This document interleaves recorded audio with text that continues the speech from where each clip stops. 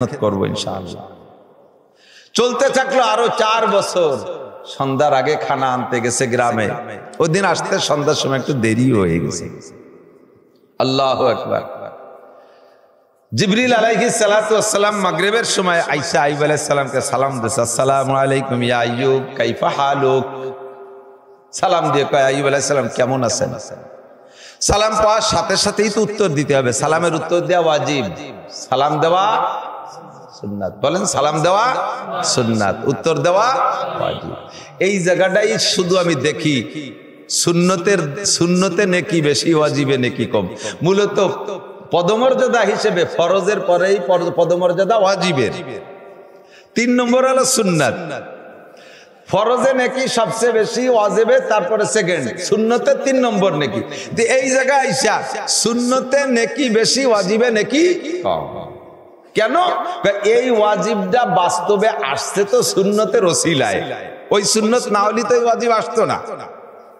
এই জন্য আরবিতে এরকায় মওকুফ আলাইহি, নির্ভরশীল। এই ওয়াজিবটা অস্তিত্বে আসার জন্য মওকুফ আলাইহি, নির্ভরশীল। সুন্নত সালামটা না দিলে তো ওয়াজিব উত্তর আসতো না। এই জন্য সালামে নেকি বেশি। কথা কি বুঝে আসছে? তো আইয়ুব আলাইহিস সালাতু ওয়াস সালাম আইয়ুব আলাইহিস সালামকে জিবরিল সালাম দিছে। আর জিবরিল আলাইহিস সালাতু ওয়াস সালাম আইয়ুব আলাইহিস সালাতু ওয়াস সালাম উত্তর দিবেন, কিন্তু উত্তর না দিয়ে মুখ বন্ধ করে বসে রয়েছে। কিছুক্ষণ পরে উত্তর দিয়ে কয়, ওয়া আলাইকাস সালাম ইয়া জিবরাইল আলহামদুলিল্লাহ। এ সময় কয় আলহামদুলিল্লাহ। সারা গা পোকে খুঁজে খেয়ে ফেলতেছে, তাও কয় এর নাম ঈমান। এর নাম কি? ঈমান। পারবেন? আল্লাহ তার করে সয়ে দেয় না, ধরছে আমারে। আমরা তো শুকর আদায় করি এইভাবে। কাকা কেমন আছেন? যাও না কেমন আছি, চোখ কানায় গেছে নাকি? যে প্যারালাইসিসে পড়ে রয়েছি, যাও না কিরকম আছে। আল্লাহ তার করে দেখে না চোখি, শুকর আদায় করতেছে। আইয়ুব আলাইহিস সালাম কয় আলহামদুলিল্লাহ। একেবারে গালে তো গোশ নাই, তা হাসি তো বোঝা যায় না, কিন্তু কণ্ঠে বোঝা যায় যে হাসি কণ্ঠ। আলহামদুলিল্লাহ। ওয়ান্তা কাইফা ইয়া জিবরাইল, তুমি কেমন আছো? জিবরাইল তো ভালোই আছে, তার ছেলে মেয়ে বউ বাচ্চা তবলিগ চরমনাই নাই, ইরিমিরি কোনো ঝামেলা না।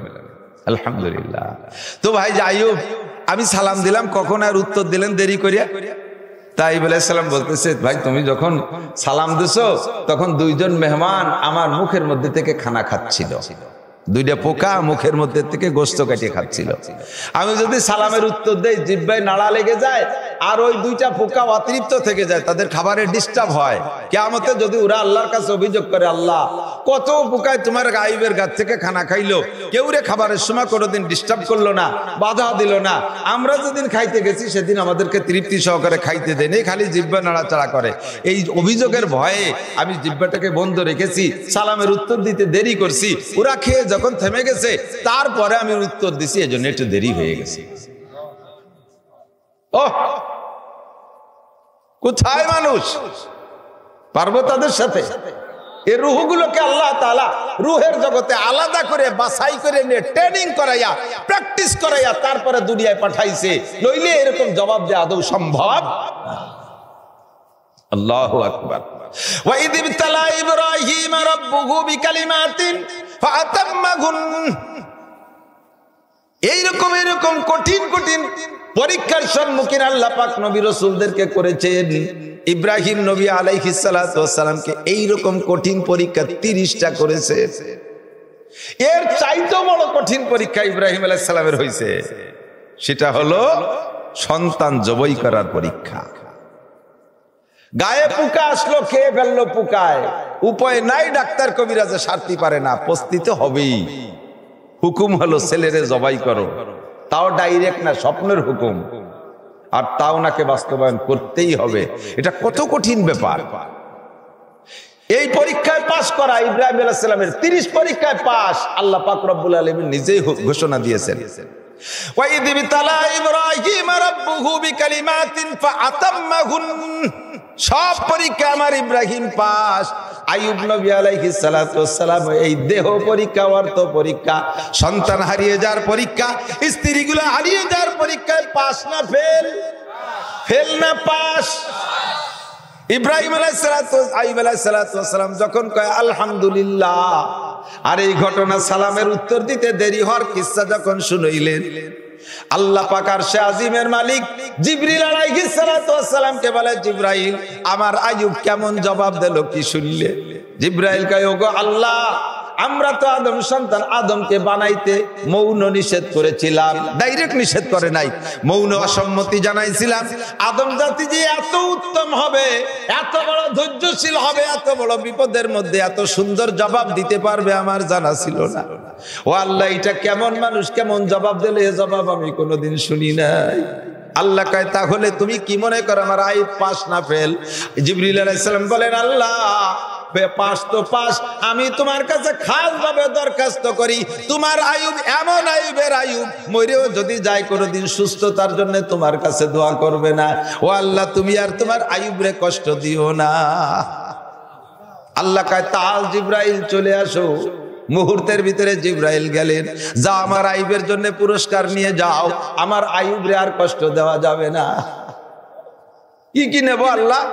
কয় যে 1 নম্বরে জান্নাতের একটু পানি নিয়ে যাও, 2 নম্বরে একটা ব্রিফকেস নাও, ওর মধ্যে 1 সেট জামা কাপড় নাও জান্নাত থেকে, 3 নম্বরে জান্নাতি একটা টুপি নাও, 4 নম্বরে জান্নাতি একটা পাগড়ি নাও, 5 নম্বরে জান্নাত থেকে একটা জায়নামাজও নিয়ে যাও। এই 5টা পুরস্কার আমার আইয়ুবকে দিয়ে দেবা। দ্রুত গতিতে আইসা মাগরিবের সময় ঘন অন্ধকার হয়ে আসতেছে। আইয়ুব আলাইহিস সালাতু ওয়াস সালামের কাছে জিবরাইল আইসা কয়, ভাই আইয়ুব, আপনার পায়ের গোড়ালি দিয়ে মাটিতে একটু আঘাত করেন, জায়গা তো নরম স্যাঁতসেঁতে। আইয়ুব আলাইহিস সালাম এই এতদিন কান্দে না, এখন কান্দে দিছে, এই আবেগের কান্দা সহ্য হতে। কয়, ভাই জিবরাইল, আমার পায়ে তো গোড়ালি নাই, মাটিতে পায়ের গোড়ালি দিয়ে আঘাত করব, পায়ে তো গোড়ালি নাই, হাড্ডি হয়ে গেছে আর পোকা, আমি কিভাবে মাটিতে আঘাত করব? জিবরিল আলাইহিস সালাম বলেন, ভাই আইয়ুব, আপনি মাটিতে একটু আঘাত করবেন, নিচের থেকে জান্নাতে পানির ফোয়ারা জারি হবে। কয়, আমার তো আঘাত করার ক্ষমতা নাই। জিবরাইল বললেন, যতটুকু পারেন করেন, ওয়াল্লাযীনা জাহাদু ফীনা লানাহদিয়ান্নাহুম সুবুলানা ওয়া ইন্নাল্লাহা লামাআল মুহসিনিন। ও আইয়ুব, তোমার চেষ্টা যেখানে শেষ, ওখান থেকে আল্লাহর রহমত চালু শুরু হয়ে যাইবে। তুমি যেটুক পারো করো। ওই পায়ের হাড্ডিওয়ালা, পায়ের যে হাড্ডি ছিল তাই যে মাটিতে একটু ছোঁয়া দিয়েছে, হালকা একটু নিচু হয়েছে, জান্নাতি পানির ফোয়ারা জারি হয়ে গেছে। জিবরিল আলাইহিস সালাম ওই মাটি দিয়ে কাদা দিয়ে একটা হাউস বানাই দিয়ে পানি বন্দী করে ফেলাইছে। এবার বলতেছেন, এই পানি একটু পান করেন আর এই পানি গায়ে ছিটেই নেন। মুখে যখন পানি ওখান থেকে দিয়ে একটু পান করলেন, শরীরের থেকে সমস্ত পোকাগুলো ঝরঝর করে পড়া শুরু হয়ে গেল। এক মুহূর্তে সব পোকা সাফ, একটা পোকা গায়ে দাঁড়াইতে পারে নাই। চিকিৎসা কার? আল্লাহ। দুনিয়ার কোন ডাক্তারের চিকিৎসা না। আল্লাহ যদি কেউরে সুস্থ করে, কোন কেউ তারে রোগী বানাইতে পারে না। আল্লাহ যদি করে রোগ দেয়, সারা দুনিয়ার ডাক্তাররা চিকিৎসা করতে পারে না। আল্লাহ। গায়ের থেকে পোকা ঝরে যাওয়ার পরে এবার জিবরিল আলাইহিস সালাম বলেন, এই পানি গায়ে মাখান। আইয়ুব আলাইহিস সালাম ওই হাড্ডিওয়ালা, হাতে তো মাংস নাই, পানি ওঠে না, একটু কোনো মতো ছিটে গায়ে নেওয়ার সঙ্গে সঙ্গে একেবারে সেকেন্ডের ভিতরে সম্পূর্ণ শরীর আগে সুস্থ থাকতে যেমন ছিল সেই রকম একটা শরীর হইয়া গেছে। ওয়াইদা আরাদা শাইআন আইয়াকুলা লাহু কুন ফায়াকুন। এ তো চলতেছে কুন ফায়াকুনের খেলা, ঠিক কি না? কুন ফায়াকুন বাহ্যিক একটু ফর্মালিটি পালন করতে হবে, তাই করতেছে। আসল খেলা তো উপর থেকে চলতেছে। সঙ্গে সঙ্গে দেহ হইয়া গেল, চেহারা আগের চেয়ে দ্বিগুণ, বডি আগের চেয়ে শক্তিশালী। এবার ব্রিফকেস খুলে জিবরাইল কয়, এই নেন জান্নাতি জামা পায়জামা, দিলেন ফরাইয়া। এরপরে জান্নাতি টুপি পরাই দিয়া জান্নাতি পাগড়ি মাথায় দিয়ে দিলেন, এই যে নেন জায়নামাজ। উশকুর রব্বাক, আপনার রবের একটু শুকর আদায় করেন। শিখাই দেয় নাই যে কি দিয়ে শুকর আদায় করতে হবে। আইয়ুব আলাইহিস সালাম বুঝলেন রবের সর্বশ্রেষ্ঠ শুকর নামাজি হওয়া দরকার। কথা কয় না? আল্লাহ পাক আমাকে আপনাকে নিয়ামত দেশে কি দেয় নাই? দেশে দেশে। আফাসিবতুম আন্নামা খলাকনাকুম আবাসা ওয়া আন্নাকুম ইলাইনা লা তুরজাউন।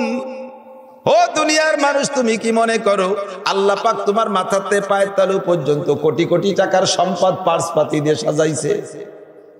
এর পিছনে কি আল্লাহর কোন লোভ আর আশা আর উদ্দেশ্য আছে না নাই? আছে অবশ্যই। জানতে চাইলাম আল্লাহ তোমার আশা কি? আমাদেরকে কোটি কোটি টাকার পার্স পাতি দিয়ে বডি বানাইলা, আর চন্দ্রের মতো বিশাল একটা লাইট আমাদের জন্য জীবন ভরে আলো দিয়ে যায়, চাঁদের মতো একটা লাইট, সূর্যের মতো একটা লাইট, কি পরিমাণ অক্সিজেন, কি পরিমাণ পানি, কোটি কোটি নেয়ামত, ওয়াইন তাউদু নেয়ামাতাল্লাহি লা তুহসুহা, তোমার নেয়ামত আমরা জীবন ভরে গণনা করে সারতে পারবো না। এত নেয়ামত উপভোগ করি, তুমি দাও, এর বিনিময়ে তুমি কি চাও? আল্লাহ কয় মা খালাকতুল জিন্না ওয়াল ইনসা ইল্লা লিয়াবুদুন, ওরে তোদের জন্য সবকিছু বানাইছি, দুইটা জাতি জিন আর ইনসান, তোদের কাছ থেকে কিছুই চাই না, একমাত্র আমার ইবাদত করবি, আমার গোলামি করবি, এই একটা জিনিসই আমি কামনা করি, আমার ইবাদত করবি। ইবাদতের ভিতরে আমরা মুসলমান সর্বশ্রেষ্ঠ ইবাদত নামাজ। বলেন এক নম্বর ইবাদত, আরো জোরে, সন্দেহ আছে? ও দোস্ত, আজকে মাত্র একজন হিন্দু মুসলমান হইল, আজকে এখনই যদি কলেমা পড়ে মুসলমান হয়, বাপের সম্পত্তি থেকে হিন্দুরা তারে বঞ্চিত করে দেয়, ওর বাপের কিছু পায় না, তাহলে একেবারে চরম অসহায়। ওর কি এই মুহূর্তেই কলেমা পড়ার সাথে সাথে হজ ফরজ হয়েছে? রোজা, রমজান না আসলে রোজা ফরজ হবে, অর্থ না হলে যাকাত ফরজ হবে, সম্পদ না হলে কুরবানি ওয়াজিব হবে, সিজন না আসলে কুরবানি ওয়াজিব হবে, সব ইবাদত পরে বাকি রয়েছে, কিন্তু এই ওয়াক্তে তার ঈশার নামাজ পড়া লাগবে কি লাগবে না? সর্বপ্রথম ইবাদত হলো নামাজ। ইব্রাহিম আলাইহিস সালাম বললেন, আইয়ুব আলাইহিস সালাম বললেন, আমাকে তাহলে শুকর আদায় করার জন্য যায় নামাজ দিয়েছে, আমি যায় নামাজের হক আদায় করি। ফাকামা রাকিআন, ফাকামা রাকিআন, নামাজ পড়ার জন্য দাঁড়ায় গেলেন। লে আরবায়ে রাকাত, 4 রাকাতের নিয়ত করে দাঁড়াইছে। মাগরিবের ফরজ নামাজ কয় রাকাত? 4 রাকাত না? 4 ফরজ, উনি 4 রাকাতের নিয়ত করে দাঁড়াই গেছে। 4 রাকাত পড়তে পড়তে পড়তে পড়তে 3 রাকাত পড়ে সালাম ফিরাই দিছে। 3 রাকাত পড়ে সালাম ফিরাই, 3 রাকাত পড়ে সালাম ফিরাইলে জিবরিল আলাইহিস সালাম পাশেতে লুকমা দিচ্ছে, নাওয়াইতা বি আরবা ওয়া সাল্লামতা আলা সালিস রাকাত, নিয়ত করলেন 4 রাকাতে, 3 রাকাত পড়ে সালাম ফিরিয়ে দিলেন। কি রূপ পড়লেন টললেন বুঝলাম না, নামাজ ভুল হয়েছে, 1 রাকাত পড়ে। আল্লাহ পাক জিবরিল আলাইহিস সালামকে বলে, তুমি কি আইয়ুব আলাইহিস সালামের সাথে নামাজ পড়তেছো নাকি? কয় না। কয় নামাজের বাইরের লোক নামাজের মধ্যে লুকমা দিয়া যায়? আমার আইয়ুব একা পড়তেছে, 4 রাকাতের নিয়ত করে 2 রাকাত পড়ুক 1 রাকাত পড়ুক, সেটা আমি বুঝবা না, আইয়ুব বুঝবে, তুমি লুকমা দাও কেন? আল্লাহ আমি সামনে বসে রয়েছেন, কি আমি না কইতে পারতেছি না। আমার আইয়ুবের 3 রাকাতই যথেষ্ট। সুবহানাল্লাহ, 3 রাকাতই যথেষ্ট। এই 3 রাকাত আমার কাছে এত ভালো লাগছে, আমার আইয়ুবের শুকরানা নামাজ। আরে আমরা শুকরানা আদায় করি কি দিয়া? মেম্বার যদি জয় হতে পারে তাহলে দেশের রং আর থাকে না, মানুষের ভাষায় মাতি মাতি, কথা কন না কেন? চেয়ারম্যান সাহেবের রঙের ঠেলায় ইউনিয়ন লালে লাল, বড় নেতাদের রঙের ঠেলায় বিশ্ব রোড লাল হয়ে যায়, কথা কন না? আল্লাহু আকবার। আইয়ুব আলাইহিস সালাম শুকর আদায় করছে নামাজ পড়িয়া, 3 রাকাত পড়িয়ে সালাম ফিরে দিয়েছে, কান্তি কান্তি কুচিতি কুচিতি। আইয়ুব মানেই কাঁদনেওয়ালা, আইয়ুব মানেই কাঁদনেওয়ালা, কানতে কানতে খুশিতে কান্দে কান্দে 3 রাকাত পড়ে সালাম ফিরে দিয়েছে। আল্লাহ কয় থাকবে এই 3 রাকাত, যথেষ্ট এই 3 রাকাত। এই 3 রাকাতের পর আমি দারুণ খুশি হয়ে গেছি, এই 3 রাকাতকে কিয়ামত পর্যন্ত আমি জিন্দা রাখবো। আমার আখেরি নবী, শ্রেষ্ঠ নবীর শ্রেষ্ঠ উম্মতের উপরে মাগরিবে এই 3 রাকাতই ফরজ করে দিলাম। কিয়ামত পর্যন্ত যত মানুষ এই 3 রাকাত পড়বে তারা তো সওয়াব পাবেই, আমার আইয়ুবও সেই হারে সওয়াব পেয়ে যাবে। আল্লাহু আকবার, अल्लाहु अकबर। हम चू इस्माइल के पेशे सरबे दे शादो खंदा पेशते घर जावे दे। ইমানের ট্রাইতে এই জায়গায় হয় দোস্ত। আরে সুখের সময় আলহামদুলিল্লাহ বলা বড় সহজ, কষ্টের সময় আলহামদুলিল্লাহ খুশি মনে বলতে পারা বিশাল কঠিন ব্যাপার, ঠিক কি না? আল্লাহু আকবার। মাঝে আরো আছে পরীক্ষা। অনেক সময় প্রশংসায় বেশি খুশি, কি বলা হয়, প্রশংসা করলে খুশি না হয় কেডা? প্রশংসা করলে আমাকে নামে দেন না, কত টাকা হয়, হ্যাঁ আল্লাহ মতো তাহার কুমকুমাতুন নাহার, কালা গাছের তোড়, হাওড়ার ব্রিজ, তাল গাছের গুড়া, বাঁশঝাড়ের মুড়া, রহিসু সায়াতিন মুফাসসির কুদাল, আন্তর্জাতিক খ্যাতি সম্পন্ন বিশ্ববিখ্যাত মুফাসসির কুদাল হযরত মাওলানা অমর, খুশিতি ব্যাঙ্গের মতো খালি ভুলতে যাবে। এইরকম প্রশংসা শুনলি সেই দিন আমার অশ্বাস আমার শুনতে মনে হচ্ছে, আমার নামটাও নাই কি না করলে আমার সেদিন ওয়াজ ভালো হয়। এই বস্তাখানি কইলে সেই সময় ভিতরে অহংকার ঢুকে যায়, ওয়াজের একের পানি পাই যায়, সর্বনাশ হয়ে যায়। আল্লাহ ইমানের এতেদাল হালাত, প্রশংসায় ভরপুর জন্মের খুশি হয় না, আবার বদনাম করলেও বেজার হয় না। বদনাম করলেও বেজার হয় না, এটা ইমানের একটা স্তর। ইমান বোঝেন নাই কথা? অনেকে কয় কি কেটা যারে আসসালামু আলাইকুম, কে কয় যে আমি গুনাহগার আব্দুর রহমান, আমি গুনাহগার আব্দুর রহমান। তাহলে উনি নিজেরে নিজে গুনাহগার বলে স্বীকার করছে। ওনারে আটের মধ্যে একদিন ডাক দিয়ে দেন গুনাহগার আব্দুর রহমান, দেখবেন যে মুখ পুড়িয়ে গেছে। তাহলে যে তুমি নিজেরে নিজে গুনাহগার আব্দুর রহমান বলে পরিচয় দিলে, এটা তোমার বানাউট কথা, এটা তোমার অন্তরের কথা না, ঠিক না? প্রশংসা খুশিতে ফেটে পড়বো না, বদনামও কোনো কিছু আসে যায় না। আমি আপনাদের সকলকে অনুমতি দিলাম, এটা আমার আল্লাহ জানে, আমি বানাউট করতেছি না, আমি অন্তর থেকে বলতেছি। আমি মাওলানা নাসিরের যদি কোনো বদনাম আপনাদের জানা থাকে, আমার কোনো দোষ আপনাদের জানা থাকে, আমি অনুমতি দিলাম, আমার আড়ালে একটু বলা বলি করবেন, আমার আড়ালে একটু বলা বলি, আর সামনে পারলেও বলেন, দোষ নাই, আড়ালে একটু বলা বলি করবেন, পারবেন তো ইনশাআল্লাহ?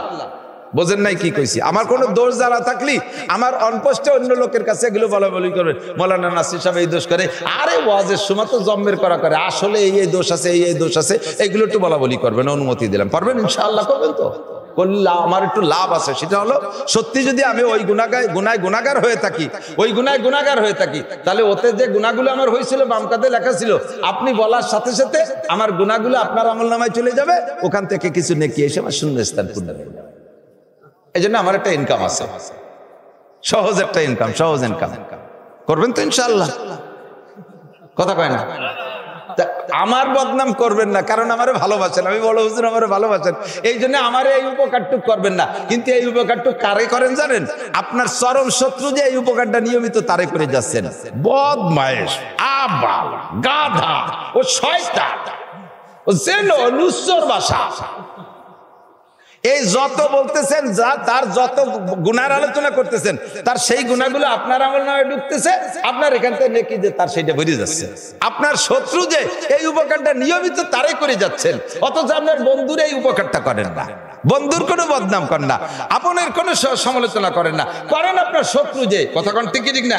চার দোকানে বসলে, আল্লাহু আকবার, বাংলাদেশের চার দোকানগুলো তো সব মিনি সংসদ, ওখানে বসলি আর মোটামুটি কেউরে বাদ দেয় না, হাসিনা খালেদা থেকে শুরু করে নিয়ে লাস্টে ইমাম সাবরিতে ফাইনাল ফেলা।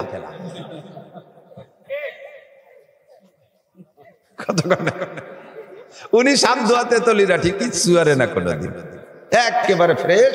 উনি কোনো গুনাহ করে না, শুধু একটু সুদ খায়, একটু ঘুষ খায়, হালকা পাতলা একটু জিনা সুযোগ পালি করে, আর বিড়ি তো বিরাম খাই, তেমন কোনো গুনাহ করে।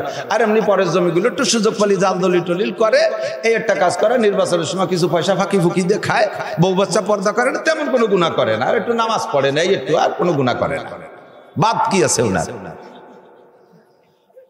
উনি যাকে ধরছে তাকে 14 গোষ্ঠী উদ্ধার করে দেয়। আরে নামাজ পড়ে, ও তো 5 ওয়াক্ত আজান দিয়েই নামাজ পড়ে, ও টুবি পরে, ও বাগড়ি পরে, ও জুব্ব গায়ে দেয়, ও তবলিগে 3 চিল্লা দিচ্ছে, ওর বউ বাচ্চারা কেউ দেখতে দেয় না। এই গুণগুলো কি খারাপ না ভালো? এই ভালো গুণগুলোকে ব্যাকসায়। আর ওর মাইয়ের সেদিনকে 3 মিটার ধরে নিয়ে গেছে, ওতে কি হবে, ছেলে মেয়ে বয়স তো ওই থাকে। উনি নিজে নুসমিয়ারে বিয়ে করছে, হয়তো ও তো বয়সকালে করছে, এখন কি করতেছি নাকি? আর যারে ব্যবসা আছে সে জীবনেও কোনোদিন অন্যায় করে নাই, কিন্তু কথাগুলো, ইবাদতের কথাগুলো তার নামে ব্যঙ্গোচ্ছলে বলে, আছে না নাই কথা বলে? আল্লাহু আকবার। তো দোস্ত, ভালো মন্দ দুইটা মিলাইয়া নিজের অবস্থানটা কোথায় আছেন, প্রশংসা করলে ফেটে পড়বো না, আর বদনাম করলে রেগে যাব না, তাহলে বুঝবেন যে আপনি ইমানের হালাতে আছেন, আপনি ইমানের স্বাভাবিক অবস্থায় চলে আসছেন। সুখের সময় আলহামদুলিল্লাহ, দুঃখের সময় আলহামদুলিল্লাহ বলা যাবে। আজকে বৃষ্টিতে এলাকারে ভিজে দিয়েছে, মাহফিলের জায়গাটা ভিজে গেছে, আপনি বলেন কি বলবেন বলেন তো? হ্যাঁ, সুর হয়নি, একটু হাসি মুখে কোন আলহামদুলিল্লাহ। আলহামদুলিল্লাহ, যাহা করেছে কে করেছে? আল্লাহ করেছে। আমি আল্লাহর সিদ্ধান্তে একমত। দ্বিমত করেন তাতে আল্লাহর কি আসে যায়? কাজে কাজে মত থাকাই তো ভালো, থাকলে লাভ কি? এই বৃষ্টির ভিতরে আল্লাহ তাআলা বরকত দিতে পারে, ঠিক না? কি বরকত একটু বলবো? এটা আমাদের মাহফিলের জন্য আজকে অনুকূল পরিবেশ হয় নাই, প্রতিকূল পরিবেশ হয়েছে। ওই জায়গায় একটু কথা শেষ করিয়াছে। হযরত আইয়ুব আলাইহিস সালামের এই যে খেদমত করলেন হযরত রহিমা আলাইহিস সালাম, মনে আছে নাকি? রহিমা আলাইহিস সালাম খেদমত করলেন। উনি আসছেন, আয়েশা হয়তো খুব সাজে গুজে বসে রয়েছে। এখন তো আর সেই পোকার বাসা নাই, রুমের ভিতরে জান্নাতি পোশাক পরার কারণে রুম তো গিরান, ওই ডাস্টবিনের কোনো গন্ধই নাই এলাকায়। পুরো এলাকা ঘিরানে ঘিরানে জান্নাতি ঘিরানে মুহুর্মুহু হয়ে গেছে। রহিমা আলাইহিস সালাম আসতেছেন, অন্যদিন তো গন্ধ শুকতে শুকতে আসে, আজকে ঘিরান শুকতে শুকতে আসতেছেন, নাক টানতেছে, কি ব্যাপার, কি যে জায়গা ছিলাম সেই জায়গা, স্বামী যে জায়গা সেখানে যাচ্ছি না কোন জায়গা যাচ্ছি তার ঠিক হতারাই গেলাম নাকি। তা আস্তে আস্তে জায়গা মতোই আসে, এসে দেখে যে ঘরটাও ঠিক মতো আছে, ঘরের মধ্যে উকি মেরে দেখে যে স্বামী নাই, স্বামী নাই, স্বামী নাই, স্বামী তো ছিল বিছানে পড়া পোকার বাসা। এসে দেখে যে সুদর্শন একজন পুরুষ পাগড়ি পরা সুন্দর পোশাকে জায়নামাজে বসা। উনি আতঙ্কিত, আল্লাহ কি শয়তান শয়তান বসে দিয়েছে নাকি, সেই যে বুঝিয়েছে। ভিতরে উকি মারি মুখটা নিয়ে আবার পর্দানশীল মহিলা, নবীর স্ত্রী, সাথে সাথে বেরোয় গেছে, পাইতে ঘুরতেছে, কোন জায়গা খুঁজে পায় না। উনি এবার বাইরের থেকে জিজ্ঞেস করছে, ভাই তুমি আমার ঘরে কে, আপনি কে বসা? এই ঘরে তো আমার স্বামীর ঘর, আমার স্বামী ছিলেন এখানে, ওনাকে কি শিয়াল কুত্তে খেয়ে গেছে, তারপরে কি আপনি এসে ঘর দখল করছেন নাকি? উনি কোথায় গেলেন? তাই আইয়ুব আলাইহিস সালাম তো টের পাচ্ছে যে রহিমা আমার চিনতেছে না বলে ফাঁসতে তওব করতেছে, খালি ঘুরতেছে, মুসকি মুসকি হাসতেছে, আগের থেকে কিছু পায় না। যখন জিজ্ঞেস করছে তখন আইয়ুব আলাইহিস সালাম বলতেছেন, আনা যাওজুক, আমি তোমার স্বামী আইয়ুব আলাইহিস সালাম, তালি আসো আমার কাছে আসো। তো রহিমা বলতেছেন, না দেখেন ধোঁকা দিবেন না, উনি আমার স্বামী, উনি নবী, আপনি একজন পর পুরুষ, আমি সন্ধ্যার আগে দেখে গেছি উনি পোকার বাসা, আপনি মুহূর্তের ভিতরে এরকম, আমার তো মাথায় ধরে না, আপনি আইয়ুব হবেন কি করে?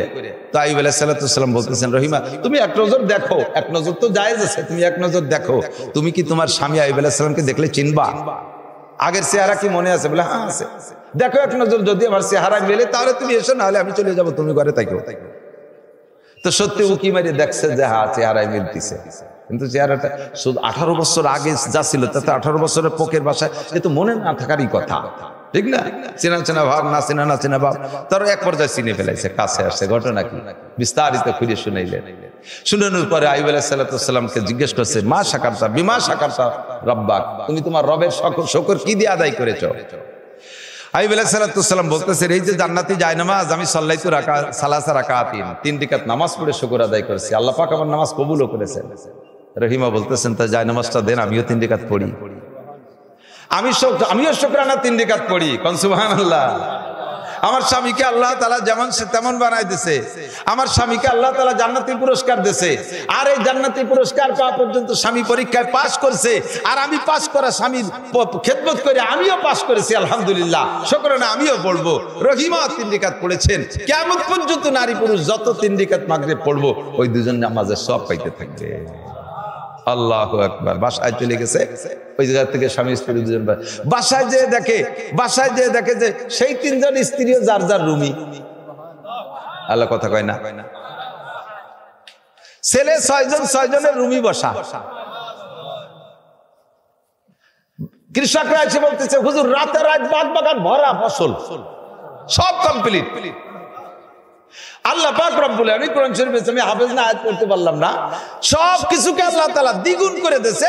লাস্টে আল্লাহ তাআলা হুকুম করলেন, তুমি আরো 4টে বিয়ে করো।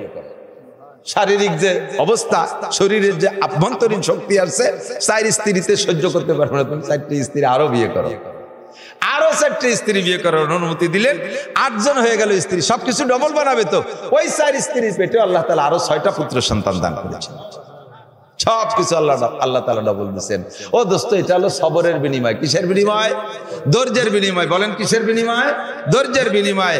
আল্লাহ পাক রব্বুল আলামিন বলেন, ফাযকুরুনি আযকুরুকুম ওয়াশকুরুলি ওয়ালা তাকফুরুন, আমার নিয়ামতের শুকর আদায় করো, আমি আল্লাহ তাআলা তোমাদেরকে নিয়ামত বাড়িয়ে দেব, না ফরমানি করো না। ওয়াস্তাঈনু বিস-সাবরি ওয়াস-সালাহ, ধৈর্যের সাথে ওয়াস্তাঈনু বিস-সাবরি ওয়াস-সালাহ, আল্লাহর কাছে সাহায্য চাও। আল্লাহর কাছে সাহায্য কার কাছে? আরে জোরে কন্যা কার কাছে? আল্লাহর কাছে। মাধ্যম কি? বিস-সাবরি ওয়াস-সালাহ, ধৈর্যের সাথে নামাজের মাধ্যমে। আইয়ুব আলাইহিস সালাম ধৈর্যও দেখাইছেন, নামাজও দেখাইছেন, কথা বলেন ঠিক না? ধৈর্যের সাথে নামাজের মাধ্যমে তুমি সাহায্য চাও। ওয়াস্তাঈনু বিস-সাবরি ওয়াস-সালাহ ইন্নাল্লাহা মা'আস-সাবিরিন, ধৈর্যশীলের সাথে আমার আল্লাহ। হে আমার মামুনরা, যেই মহিলাটা আজকে খেদমত করলেন রহিমা আলাইহিস সালাম আইয়ুব আলাইহিস সালামকে 18টা বছর পর্যন্ত, ওই মহিলা কোন গরিব মানুষ, আমার মতো নিতান্ত গরিব মৌলবীর মেয়ে না, সাধারণ পাবলিক ভ্যান চালানোর মেয়ে না, কোন জাইলের মেয়ে না, নিকৃষ্ট মানের কোন মানুষের মেয়ে না। ওই মেয়েটার বংশ পরিচয় শুনলে আশ্চর্য হবেন বন্ধুরে। ওই মেয়েটার বংশে পূর্বপুরুষ হলেন 1 নম্বরে ইব্রাহিম আলাইহিস সালাম, তার ছেলে ইসহাক আলাইহিস সালাম, তার ছেলে ইয়াকুব আলাইহিস সালাম, তার ছেলে ইউসুফ আলাইহিস সালাম, ইউসুফ আলাইহিস সালাতু ওয়াস সালামের ছেলে মানশা আলাইহিস সালাতু ওয়াস সালামের মাইয়া রহিমা। পূর্বপুরুষ 5 জন নবী এবং জলিলুল কদর নবী মিল্লাত আবিকুম ইব্রাহিম, জাতির পিতা ইব্রাহিম আলাইহিস সালামের বংশধর মাইয়া। ও আমার মা বোনরা, ফাতাবিরু ইয়া উলিল আবসার, এই সকল বড় বড় মনীষীদের থেকে তোমরা ইবরাত নাও, শিক্ষা নাও এখান থেকে স্বামীকে কিভাবে খেদমত করতে হবে। স্বামীর পদতলে তোমার জান্নাত। স্বামী খুশি তো আল্লাহ খুশি, স্বামী বেজার তো আল্লাহ বেজার। কতক্ষণ এইরকম খেদমত পর্যন্ত আমাদের যাওয়া লাগে না। আল্লাহর রহমতে আমাদের এই যুগের স্বামীরা ওর চাইতে আগেই দুনিয়ার থেকে বিদায় নিয়ে চলে যায়। অত খেদমত করা লাগে না। একটু বুড়ো হয়ে গেলি, বুড়ি তাই পোতা পত্নী নাতি নাতনি নিয়ে ঘরে গালি চারবার, বুড়োরে দেশে গুয়েল করে শুতে। কি কাজটা করছেন কি কাগারে যে গুয়েল করে দিয়েছেন? আরে খক খক করে খালি কাশে, সেদিন আমার মুখ ভরে পাহা কাশ মেরে দিয়েছে, বিছেন ভরে মুতে দেয় রাত্রি। ওই বুড়ো মতির গন্ধ শোয়া যায় না, এই জন্য তা গুয়েল করে দিয়েছেন। কাজে চোরের যে উপদ্রব চলতেছে, গরু চুরি, এই জন্য বুড়োরে রাতভর তো ঘুমায় না, গুয়েলই থাইয়ে গরু ভাড়া দিবেন, সেই জন্য এই গুয়েল ভাড়া দিতে দিয়েছে। আবার বেসতে যাবা। আরে যৌবনকালে স্বামী লাগে এক কাজে, যৌবনকালে স্ত্রী লাগে এক কাজে, বুড়ো হয়ে গেলে লাগে নানান কাজে। কতক্ষণ না যৌবন থাকতে তো বুঝবা না, বুড়োর কাছে আলাদা জিজ্ঞেস করে, দাদা খবর কি, শুনি দেও কত তাই লাগে, সবটা পাওয়া যাচ্ছে না। এই সময় খেদমত করে জান্নাত কিনে নিতে হবে। কতক্ষণ সুখের সময় আলহামদুলিল্লাহ, দুঃখের সময় আলহামদুলিল্লাহ। ইসমাইল আলাইহিস সালামকে জবাই দেয়, সে সময় কয় আলহামদুলিল্লাহ। কি কয়? हम तो इस्माइल के पेशे सर्वे ने शाद खंदा पेश दे घर जावेदे। এ অনুকূল পরিবেশে ইবাদত করলে যেই নেকি হয়, প্রতিকূল পরিবেশে ইবাদত করলে আল্লাহ তাআলা তার চাইতে বেশি নেকি দেয়। সাহাবায়ে কিরাম ছিলেন নবী পাকের সময় অনুকূল পরিবেশে, যেই নবীর ডাকে, যেই নবীর চেহারা দেখলে সাহাবায়ে কিরামদের সবকিছু হারাই যেত, ঠিক কি না? সিদ্দিক আকবর আবু বকর আয়েশা নবী পাকের সামনে বসে বলতেছে, হুব্বিবা ইলাইয়া মিনাদ দুনিয়া সালাস ইয়া রাসূলুল্লাহ, হুজুর দুনিয়ায় আমার কিচ্ছু ভালো লাগে না, খালি 3টে জিনিস ভালো লাগে। কয়টা? 3টে। আর নজরু ইলা ওয়াজহিকা, সব সময় আপনার চেহারা দিকে তাকাই থাকতে মনে চায়। আপনি যদি বসে থাকেন আর আমি তাকাই থাকি, আমি সময় বেসাল করতে পারি, বছরের পর বছর রোজা থাকবো, আমার সেহরিও খাওয়া লাগবে না, ইফতারও করা লাগবে না। এই চেহারার ভিতরে থেকে আমার ভিতরে পেটের খোরাকও আসে, রুহানি খোরাকও আসে। আর নজরু ইলা ওয়াজহিকা, আপনার সামনে বসে থাকলে আপনি সামনে থাকবেন, আমি তাকায় থাকবো, আমার পিছনের কোনো দুশ্চিন্তা থাকে না, কোনো টেনশন থাকে না। আর নজরু ইলা ওয়াজহিকা, আপনার চেহারা থেকে আমার টেনশনকে দূর করে নিয়ে যায়, আপনার চেহারায় আমার টেনশনকে দূর করে, সব কিছু শেষ, আপনার দিকে তাকায় থাকলে আমার ঘুম থাকে না। আর নজরু ইলা ওয়াজহিকা, সবসময় তাকায় থাকতে। ওয়া ইনফাকু মালি আলা আমরিক, আর আপনার হুকুমে আমার সব সম্পদ আল্লাহর রাস্তায় দান করে দিতে মনে চায়। হে মুসলমান আমার দিক যুবক, আশ্চর্য, আপনারা মোটরসাইকেল দেখেন? নিশ্চয়ই মানুষই চালাই যাচ্ছে, জেনার বেরেস্তারা নিশ্চয়ই মোটরসাইকেল আনতে 4 চাকা মোটরসাইকেল, 2 চাকা, সবই মুখস্থ আছে। কিন্তু এটা ব্যতিক্রম, কিছু ঘটলি সেই দিক মন চোখটারে টান দিয়ে নিয়ে যায়। আমার দিক তাকাইতে হবে। ওয়া ইনফাকু মালি আলা আমরিক, নবী পাককে জিবরিল আবু বকর বলতেছেন, 2 নম্বর আমার আরেকটা জিনিস দুনিয়ায় ভালো লাগে। 1 নম্বরটা মনে আছে নাকি? হুজুরের দিকে তাকাই থাকা। এখন কি হুজুর আসবে? কথা বলেন, আসবে? আসবে। হাদিস নবী পাক বলেন, কোন উলামায়ে কিরামের মজলিসে বৈশা আমার মোহাব্বত অন্তরে নিয়া, উলামায়ে কিরামের মজলিসে বৈশা আমার মোহাব্বত অন্তরে নিয়া আলেমের চেহারার দিকে তাকানো, সেম আমি মুহাম্মদ রাসূলুল্লাহ সাল্লাল্লাহু আলাইহি ওয়াসাল্লামের চেহারার দিকে তাকানো। স্টেজে উলামায়ে কিরাম আছে, আমি কালা মানুষ, ভালো দেখা যায় না, আমার দিক বেশি এটা তাকায় না, এনাকে দিক তাকান, আমার কথা শুনে না, এনার দিক দেখেন, নেকি পাবেন ইনশাআল্লাহ। মজলিসটাই বরকতি মজলিস। কতক্ষণ দুঃখ নিয়ে না, এতটুকু আফসোস করতে পারেন, ঠকে গেছি, চরম ঠকা, আলেম হই নাই।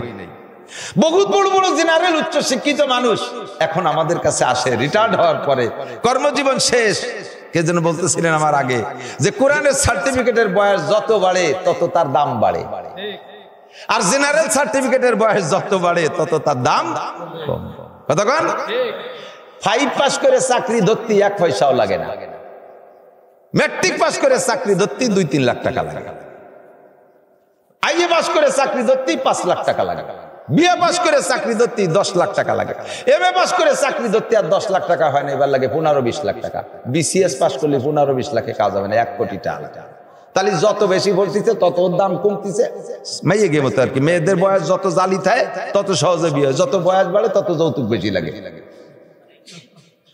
জেনারেল সার্টিফিকেটের সমস্যা হয়েছে তাই, এ যত বেশি অর্জন করবা তত তোমার দাম কমবে, এবার তোমার বেশি টাকা তত বেশি লাগবে। এরপরে চাকরি ধরার পরে দিন দিন যায়, যাইতে যাইতে সার্টিফিকেটের বয়স যখন 30 বছর, সরকার কয় যে গটি কম্বল গুছাই নিয়ে 30 লাখ টাকা নিয়ে বাড়ি যাও, তোমারও সার্টিফিকেট দিয়ে পানি খালি পানি কথা সারে না, ওই দিয়ে কাজ হবে না, ওর ভিতরে যা ছিল আমরা 30 বছরে চুষে খেয়ে ফেলে দিচ্ছি, যাও বাড়ি যাও। কয় লাখ টাকা দিয়ে বাড়ি ফাটাই দেবে। এখন ওই যে 5 স্কলারশিপ, জেএসসিতে স্কলারশিপ, এসএসসিতে স্কলারশিপ, আইএসসি বিএসসি এমএসসি সব জায়গা ফার্স্ট ক্লাস ফার্স্ট, এরপরে সবকিছু হয়েছে। এই বস্তাখানিক সার্টিফিকেট নিয়ে নুনির দোকানে, যদি লবণের দোকানে কোন বাবা এই সার্টিফিকেট নিয়ে আমার আসুন লবণ দেবে দেবে রুটি খাওয়াই দেওয়ার সাথে টেপ রেকর্ডের মতো কথা বলা শুরু করে দিয়েছে। বাস এই ছেলেটা খাওয়াই ছেড়ে দিছো। ও যাইয়া 2 রাকাত নামাজ পড়ে কয় রব্বুল আলামিন, আমার ভাই, আমার যুবক ভাই নামাজ পড়ে না, রোজা রাখে না, মস্তান টাইপের যুবক, ও আল্লাহ সে আমারে কলার রুটি খাওয়াইছে, আমার ভিতরে শক্তি আছে, আমি তোমার জিকির করি, কোরআন পড়ি। রব্বুল আলামিন তুমি আমার যুবক ভাইরে মাফ করে দাও, আমার যুবক ভাইয়ের কর্মসংস্থান ভালো করে দাও, তার আয়ের উৎস খুলে দাও আল্লাহ, তার লেখাপড়ায় উচ্চ শিক্ষায় শিক্ষিত করো। তুমি তোমার নিজের জন্য দোয়া করতে সময় পাও না, ওই তালবি আলিম রে সামান্য এতটুকু খেদমতের ওসিলায় ও তোমারে দোয়া করবে, ও বাড়ি যেয়ে বলবে আরে সারা দুনিয়ায় তো মাদ্রাসা আছে, ওই গ্রামের মাদ্রাসার যুবকরা, এলাকার যুবকরা অত্যন্ত ভালো, চল যাই, যদি পড়তে চাই তাহলে ওই মাদ্রাসায় যাই, দাওয়াত দিয়ে নিয়ে আসবে, আপনার মাদ্রাসা ভরপুর হয়ে যাবে। বন্ধুরে এদের সাথে বেয়াদবি করবা না, আল্লাহর গজবে এলাকা নষ্ট হয়ে যাবে, ধ্বংস হবে। মাওলানা বলেছে আমি শুনেছি সত্য কথা কথা উলামায়ে কিরাম আবিষ্কার করেছে, গবেষণা করেছে। সৌদি আরব যাইয়া বহুত খানা খাইছি, সৌদি আরবের মার্কেটেও সৌদিয়ানরা পর্যন্ত বাংলাদেশি কই মাছ খোঁজে, বাংলাদেশি পেঁয়াজ খোঁজে, বাংলাদেশি রসুন খোঁজে, বাংলাদেশি কাঁচামরিচ খোঁজে, বাংলাদেশি পান খোঁজে। মালয়েশিয়া গেছি, সে জায়গার মানুষ বাংলাদেশি তা খোঁজে। খবর পাইলাম আমেরিকা, লন্ডন, তারাও বাংলাদেশি তা খোঁজে। আরে সব দেশের গুলো বড় বড়, বাংলাদেশি গুলো কিন্তু সাইজে ছোট। কতক্ষণ? বাংলাদেশি গুলো সাইজে ছোট, অত বড় বড় গুলো সব বাদ দিয়া বাংলাদেশিরা কেন খোঁজে? বাংলাদেশি খাদ্যের ভিতরে স্বাদ বেশি। এই স্বাদ কে দিল? স্বাদ দিল আমার আল্লাহ। কেন দিল? বাংলাদেশের ঘরে ঘরে, গ্রামে গ্রামে কুরআনে কারিমের তিলাওয়াত হয়, কুরআনে কারিমের তিলাওয়াতের ওসিলায় আল্লাহ তাআলা এই দেশের খাদ্যের মধ্যে মজা ঢুকাইয়া দিছে। আল্লাহু আকবার। তোমার যদি খাদ্যের মজা থেকে বঞ্চিত হইতে মনে চাই, দেশের মাদ্রাসা বন্ধ করে দাও। আসেন এক ধরনের কুলাঙ্গার, মাদ্রাসা দেখতে পারে না, ওই দিয়ে কি হয়, ওই দিয়ে কি হয়, তোর কবরে আগুন লেগে গেলি তাই ঠেয়ানো হয়, ঠিক না? নাম কব না জাগার, এক মাতুব্বারের ইন্তেকালের পরে মাদ্রাসার পাশে কবরস্থান, একেবারে বাস্তব অকিয়া। নাম বলবো না, কারণ ইউটিউবে ছাড়িয়ে দেয়, তারাও তো শুনবে, তাকে বংশধরদের লজ্জা পাবে।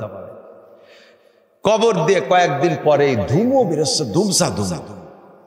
এটা একটা আশ্চর্য ব্যাপার না? মানুষে কবর আযাব টের পায় না, কিন্তু অন্য প্রাণী কবর আযাব টের পায়।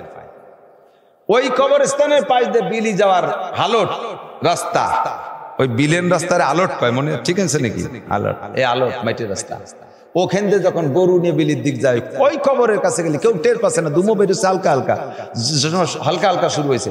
গরু ওই জায়গা গেলে জিব্বে বেরোয়, গ্যাস রাইয়ে দৌড় শুরু করে, এলোমেলো, গরুরে দৌড়ে রাখতে পারে না। ঘটনা কি? যে পাল আসে গরু, সে পাল ওইরকম দৌড়ায়। পরে লক্ষ্য করে দেখে যে কবর দিয়ে ধুমো বেরোচ্ছে, ওই জায়গা আসলে দৌড় শুরু করে। বিকেল বেলা ফিরে আনার সময় গরু আর ওই ফের দিয়ে আসবে না, ভিতরে ধুম ধাক্কা শব্দ হচ্ছে, ওই শব্দ গরুতে শুনে ওরা আসবে। এই তো লেগে গেল কান্নাকাটি।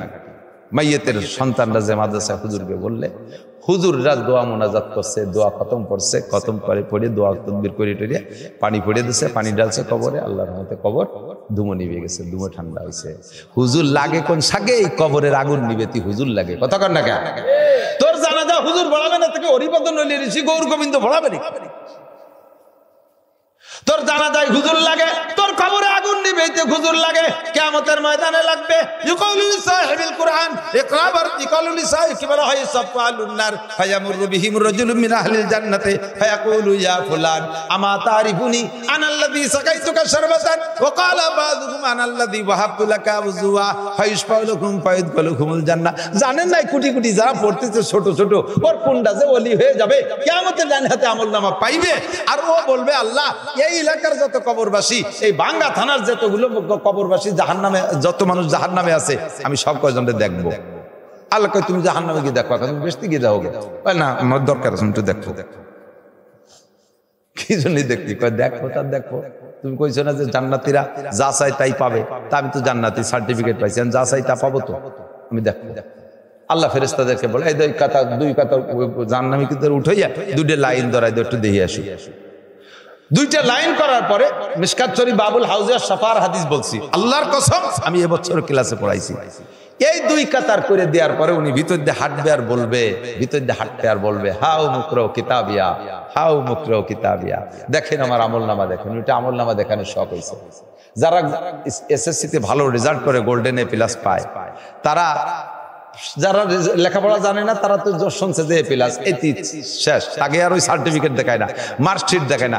স্যারকে মার্কশিট দেখায় না, স্যার দেখেন অঙ্কে 99 স্যার, ইংরেজিতে 98 স্যার, স্যার সবগুলো নিয়ে এরকমই পাইছি। মার্কশিট দেখায় শিক্ষিত যারা। তো ওই লোকটা ভিতর দিয়ে হাত দেওয়ার বলবে মার্কশিট দেখাবে, হা অমুক কিতাবে দেখো নামাজে 100, রোজা 100, হজে 100, জাকাতে 100, কুরবানিতে 100, ফরজে 100, ওয়াজিবে 100, সুন্নতে 100, সব জায়গায় 100 হা অমুক কিতাবিয়া। উনি তো সার্টিফিকেট দেখায় বেড়াবে, আর এই দুই পাশে বলবে আমার তারিফুনি, তুমি কি আমারে চেনো? না, পুড়িয়ে গেছে এলো শ্মশানের পুড়া খাটির মতো কালা হইয়া। আর চেনার তো কায়দা নেই, মুখ টুক কিছু নেই, নাক মুখ কিছু নেই, বুতমো হয়ে গেছে। হ্যাঁ, ওই যে জামা হয় না, দেখছে না জামা, ইট পিকেট 5-7 খান 10 খান মিলে একটা দলা হয়ে যায় না, ওই রকম দলা দলা হয়ে গেছে, চিনা যাচ্ছে না। আমার চেনো কেন? চিনি না। আনাল্লাযী সাকাইতুকা শারবাতান, হুজুর সিনার চেহারা নাই তো, চিনবেন কি রে? দুঃখের কথা আর বলবো কি? আমি সেই লোক যে লোক আপনারে দুনিয়া একদিন 1 গ্লাস পানি খাওয়াইছে। কি তুই আমারে পানি খালি শেষে তুই কিনলি? পরে আমি মদ খাই একদিক চলে গেছিলাম, সেই জন্যই কপাল পড়ছে। আপনারে পানি খাই, আমি মদ খাই, আরে কপাল পড়া। পানি খাইছিল আর কিছু আছে? আর কিচ্ছু নেই। পানি যখন খাইছিস প্রতিদান তো পাবি, আল্লাহ এটা আমার পানি খাইছে, ঠিক আছে টান দাও, ওরে আলাদা করা। দুইটা শব্দ আছে হাদিসের ভিতরে, এর দ্বারা বুঝাইতে চাইছে এরকম যার কাছে যা আছে সে তাই দিয়ে বলবে হুজুর আমারে চেনেন? কয় না, তোরে তো চিনি না। আমি আলো আপনার ওজুর পানি দিছিলাম, পরে আমি নামাজ না পড়ে বিড়ি খাতে খাতে চলে গেছিলাম আর একবার। এই তো কপাল পড়ছে। তাই তুই ওজুর পানি দিছিলি? হ্যাঁ। এইভাবে যার কাছে যা আছে, যে যতটুক দেয় তালবে ইলমে খেদমত করছেন, সে ততটুক বলেই চাইতে পারবেন তার কাছে। আর কোন অফিসার নাই। মানজাল্লাযী ইয়াশফাউ ইনদাহু ইল্লা বিইজনি। ও ময়দানে তোমার নেতা সুপারিশ করতে পারবে না, তোমার কোন আমলিক বিএনপির কোন নেতা ওখানে 1 পয়সার কাজে আসবে না যদি সে ডান হাতে আমলনামা না পায়। কথা বলেন ঠিক না? আর উলামায়ে কিরাম তুলাবায়ে ইলজাম, আল্লাহ তাআলা এদেরকে ঠগাবেন না, এদেরকে আল্লাহ তাআলা হারাবেন না। কারণ আল্লাহর স্বভাব একজন মানুষকে দুই জগতে ঠগাবে, এটা তো হতে পারে না। এরা দুনিয়া খায় নাই, দুনিয়ায় পড়ে নাই, দুনিয়ায় দালান কোটা গাড়ি বাড়ি করে নাই, আবার আখিরাতেও যদি বঞ্চিত হয়, দুনিয়াটা জীবনটা শেষ করে দিয়েছে কোরআন হাদিসের পিছনে, আল্লাহ পাক তাদেরকে কিয়ামতেও ঠগাবে। এটা হতেই পারে না। বরঞ্চ নবী পাক সাল্লাল্লাহু আলাইহি ওয়াসাল্লাম বলেছেন, ফাদলুল আলিমি আলাল আবিদি কা ফাদলি আলা আদনাকুম। একজন আলেমের সম্মান সাধারণ পাবলিকের সামনে কেমন? সাধারণ ইবাদত করে যেমন আমার সম্মান, আমি নবীর সম্মান সবচাইতে নিম্ন মানের একজন সাহাবার সামনে যেমন সম্মানী, ওই রকম সম্মানী একজন আলেম। কোন সুবহানাল্লাহ। আল্লাহ তাআলা উলামায়ে কেরামকে ঠগাবে না। এইভাবে উনি হাজার হাজার মানুষকে সুপারিশ করে নিয়ে জান্নাতে যাবে। সেই জায়গায় আপনার কি আছে? কোন তো ওই হুজুরের কাছে সুপারিশ স্যার, হুজুর আমারে চেনেন? চিনি না। কে ওই যে আপনার বক্সিন দিলাম মনে আছে? আমি সেই লোক।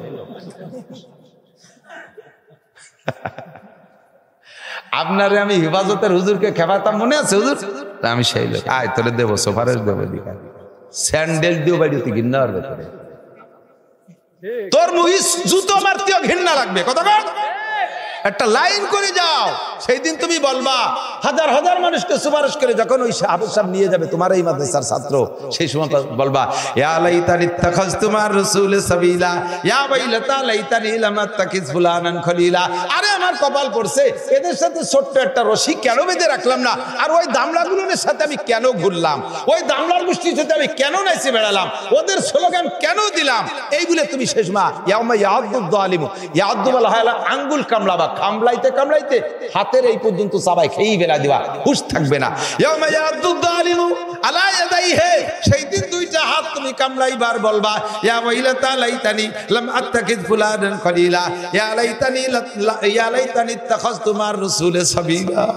নবী রাসূলদের সাথে উলামায়ে কিরামের সাথে যদি একটা লাইনও করে রাখতাম, আর এই খবিশগুলোর সাথে যদি কোনো সম্পর্ক না রাখতাম, তাহলে আজকে কপাল ছিল এদের সাথে একটা চাও যদি খায়, একটা মিষ্টি কথা বলা থাকতো, তাহলে চলে যেতে পারতাম। বিশ্বাস হবে না রে দুদু, মরার পরে বুঝবি। ফাসাউ ফাতারা ইদান কাশাবাল গুবারো আবারাসুন তাতা রিজলিকা মেহমারো। এখন হাসি হাসি ভাবে মজার সাথে বলে যাচ্ছি, কথাটা কানে ঢুকতেছে না।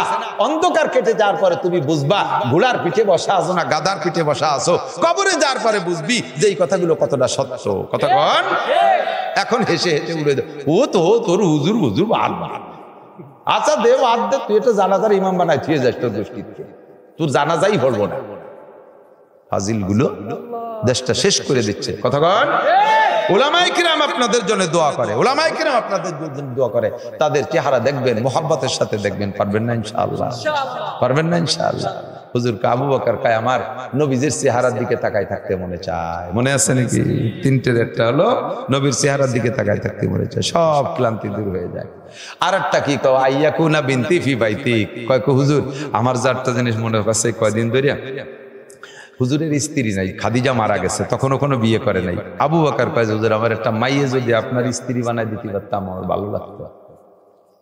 আয়েশার বয়স 6 বছর, এই কি নবীর বয়স 85-এর উপরে, এই বুড়ো বিটার সাথে অটুকটা বিয়ে দিয়ে দেয়।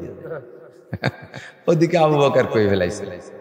রাতের বেলা আল্লাহ তাআলা জিবরাইলকে ঘটক বানায় পাঠাইছে, রায়বার বানায় পাঠাইছে, তাও ছবি বানাই দিয়ে জান্নাতি রেশমি কাপড়ে আয়েশার ছবি বানাইয়ে জিবরাইল নিয়ে এসে স্বপ্নে দেখাছে। চেনেন হুজুর এই মেয়েটারে? হুজুরকে আয়েশা নাকি? হুজুর আবু বকরের মেয়ে? বলে হ্যাঁ আয়েশা। সেন্সে সহি সিনা সঠিক। 3 রাতে এইভাবে আয়েশার ছবি দেখানোর পরে স্বপ্নে 3য় রাত্রে প্রস্তাব দিয়েছে, হুজুর মেয়েটার কি পছন্দ হয়, বিয়ে করবেন? হুজুর কয় আমি বুড়ো মানুষ, ছোট 6 বছরের ভাইয়া, আমি আর বিয়ে করতে বলবো।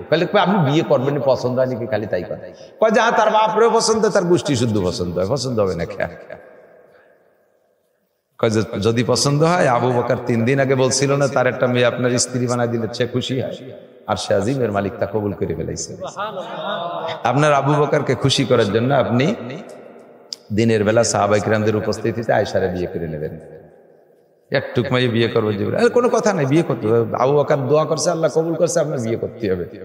আয়েশা এই জন্য বলেন যে হুজুরের অন্য স্ত্রীদের চেয়ে আমার একটু অহংকার বেশি আছে। সেটা হলো 1 নম্বরে আমি আমার আব্বা আমার স্বামীর দোস্ত, আমি স্বামীর দোস্তের মেয়ে একটা। আমার আবু বকর আমার আব্বাকে আমার নবী সবচেয়ে ভালোবাসতেন।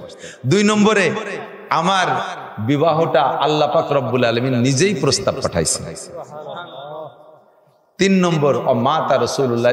3 নম্বর হলো হুজুরের অন্য কোন স্ত্রীর ঘরে, স্ত্রীর কোলের ভিতরে থাকা অবস্থায়, স্ত্রীর ঘরের ভিতরে থাকা অবস্থায় জিবরাইল আসতেন না। জিবরাইল মেয়েদেরকে দেখতেন না, পর্দা করতেন, কোনো মেয়ের সামনে জিবরিল আসতেন না। কাজেই হুজুর কোনো স্ত্রী নিয়ে যদি থাকতেন ঘরে, ওই অবস্থায় জিবরাইল আসতেন না ওহী নিয়ে। শুধুমাত্র আমার কোলের মধ্যে হুজুরের মাথা, সে অবস্থায় জিবরাইল আসতেন। 4 নম্বর মাতা রাসূলুল্লাহ সাল্লাল্লাহু আলাইহি ওয়াসাল্লাম হুজুর ইন্তেকাল করেছেন, হুজুরের মাথাটা আমার থুতি আর আমার এই হলকুমের মাঝখানে জায়গা ছিল, আমার বুকের সাথে এলান দিয়ে হুজুর বসা। মাতা রাসূলুল্লাহ সাল্লাল্লাহু আলাইহি ওয়াসাল্লাম তাবাকা রিকুহুমা রিকি। 5 নম্বর হলো হুজুর যখন মারা গেছেন তখন হুজুরের আমার মুখের থুক আর হুজুরের থুক, আমার লালা আর হুজুরের লালা, 2 লালা হুজুরের মুখের মধ্যে একসাথে অ্যাডজাস্ট হয়ে গেছে। সেটা কিভাবে?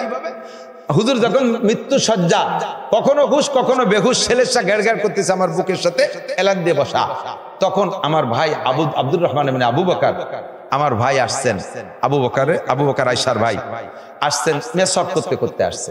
হুজুর তখন এই আবুর রহমানের দিকে বারবার তাকাচ্ছে। কথা বলার শক্তি নাই। তখন আয়েশা বলতেছেন, ইয়া রাসূলুল্লাহ তাস্তাকু, হুজুর মেসাক করবেন? হুজুর চোখ দিয়ে ইশারা করলেন, কথা বলার শক্তি নাই, মেসাক করব। মেসাকটা হুজুরের কাছে এত প্রিয়, মেসাক করলে মুখের দুর্গন্ধ দূর হয়, আল্লাহর কাছে যাবে পবিত্র ঘ্রাণওয়ালা মুখ নিয়ে, এজন্য মেসাক করতে চাইতেছেন। আয়েশা বললেন, ভাই আব্দুর রহমান, নবী মেসাক করবে। আব্দুর রহমান দৌড় মারছে মেসাক করার জন্য। আয়েশা আবার ডেকে ফিরেছেন, ফেরো, তুমি মেসাক আনতে আনতে যদি নবী ইন্তেকাল করে তাহলে আমার এই শোক আর আমি জীবনে কোনোটাতে মিটাইতে পারবো না। তোমার মেসাকের এক পাশ চাবাইছো, আর এক পাশ ভালো আছে না? বলে হ্যাঁ আছে। তো ওই পাশটা নবী মেসাক হিসেবে ব্যবহার করুক, তোমার মেসাক আনতে যাইতে সময় আল্লাহ নাও দিতে পারে। তো ওই পাশ দেশে ভালো পাশ। এখন হুজুর মুখের ভিতরে এই শক্তি নাই যে ওই মেসাককে চাবাইয়া সাইজ করবে। হুজুর আয়েশাকে বললেন, তুমি চাবাইয়া দাও। আয়েশা ওই পাশ চাবাই নরম করছে। আব্দুর রহমানকে বললেন আয়েশা যে পানি নিয়ে এসো ভাই, ধুয়ে দেই। হুজুর ইশারা করলেন যে না, তুমি পানি দিয়ে ধুইও না, তোমার ওই চাবাই নিয়ে মেসাকটাই দাও। তা আমি মেসাক চাবাইছি, ওর ভিতরে আমার মেসাক লালা মুখের মধ্যে রয়েছে, মেসাকের মধ্যে, আর ওই অবস্থায় হুজুরের মুখের ভিতরে আমি মেসাক করাই দিছি। তবাকা রিকুহুমা রিকি, আমার থুক আর নবীর থুক, নবীর ইন্তেকালের সময় মুখের ভিতরে আমার এই কয়েকটা দিক দিয়ে বড় অহংকার। সুবহানাল্লাহ। আইয়াকুনা বিনতি, তো 6 বছর বয়সে আয়েশাকে হুজুর এত ভালোবাসে, আল্লাহ পাক রব্বুল আলামিন বিয়ে করাই দিয়েছে। মদিনায় যাওয়ার পরে হিজরতের 2 বছর পরে, মক্কায় হিজরতের 1 বছর আগে বিয়ে হয়েছে, মদিনায় যাওয়ার পরে 2 বছর পরে, বয়স তখন 9, বডি হয়ে গেছে 9 বছরের মেয়ের বডি 16-17 বছরের যুবতীর মতো পূর্ণ বডি। কে বানাই দিয়েছে? কে বানাই দিয়েছে? আল্লাহ। মুমিনরা যদি কোনো কিছু আল্লাহর কাছে চেয়ে বসে, আল্লাহ তাআলা ফিরায় না। আল্লাহ তাআলা কবুল করুক, বলেন আমিন। আল্লাহ কবুল করুক, বলেন আমিন। আমি আয়াত পড়ছি, যদি আয়াতের হুবহু তরজমার দিকে যাই নাই, তবে আমার আয়াতের সার অংশে আলোচনা সব দিক হয়ে গেছে, সব দিক হয়ে গেছে। আমি আয়াত পড়ছি, আল্লাহ পাক রব্বুল আলামিন বলেন, ইন তাজতানিবু কাবাইরা মা তুনহাউনা আনহু নুকাফির আনকুম সাইয়্যাতিকুম ওয়া নুদখিলকুম মুদখালান কারীমা। ও বন্ধু, যুবক আমার দিক তাকা, নড়িস না। বুড়োরা চলে গেলে যেতে পারেন, বুড়োকে ওয়াজ লাগে না, বুড়োরা এমনি ভালো হয়ে গেছে, কারণ মাজায়ও বল নাই, বাহুতি বল নাই, আগের মতো সেই তা পারে না। তো কাজে কাজে অন্যাসে সুবহানাল্লাহ সুবহানাল্লাহ সালাতের উপায় নেই। তবে আপনাকে একটা লাভ আছে, এই বুড়ো বয়সে দাড়ি পাকা অবস্থা যদি ব্যাগটায় কান্দে দেন, আল্লাহ লজ্জায় আপনার সব গুনাহ মাফ করে দেন। বিশাল একটা সুযোগ পেয়ে গেছেন আপনারা। বুড়ো মানুষের চোখের পানি দেখলে আল্লাহ সহ্য করতে পারেন, আল্লাহ মাফ করিয়ে দেয়। আর যুবকদের পর আল্লাহ খুশি, নবী খুশি, কয়েকে শাবুন নাশাফি ইবাদাতিল্লাহ। আরে এই বয়সটা তো কনসার্টের বয়স, এই বয়সটা গান বাজনার বয়স, এই বয়সটা জারি যাত্রা, কলসা গাজীর গান, গুণযাত্রার বয়স, এই বয়সটা যত আকামের বয়স, সেই বয়সটারে তুই কন্ট্রোল করে ফেলেছিস। তোকে আরশে আজিমের নিচে বসাইয়া আল্লাহ তাআলা নিজ হাতে 500 বছর খানা খাওয়াবে, 500 বছর খানা খাবে। ও যুবক, আমার প্রাণ প্রিয় যুবক, এদিকায় যদি তুমি গুনাহগুলো, কবিরা গুনাহগুলো ছেড়ে দিতে পারো, যদি কবিরা গুনাহগুলো ছেড়ে দিতে পারো, আল্লাহ কা নুকাফির আনকুম সাইয়্যাতিকুম, তোমার সমস্ত সগীরা গুনাহ আমি আল্লাহ মাফ করে দেব। কন্যা সুবহানাল্লাহ। আমি একটু দাবি করি, আমি একটু অনুরোধ করি, এক যুবকও এই মুহূর্তে, একটা যুবকও নড়াচড়া করবে না। যারা সাবালেগ হইছো, যার যার সাবালেগের অবস্থান তো সে জানো, কেউ হয়েছে না হয়েছে সেটা তুমি জানো। তবে 40-এর আগ পর্যন্ত হলো যৌবন থাকে, এই টাইমটাকে বলে যুবক।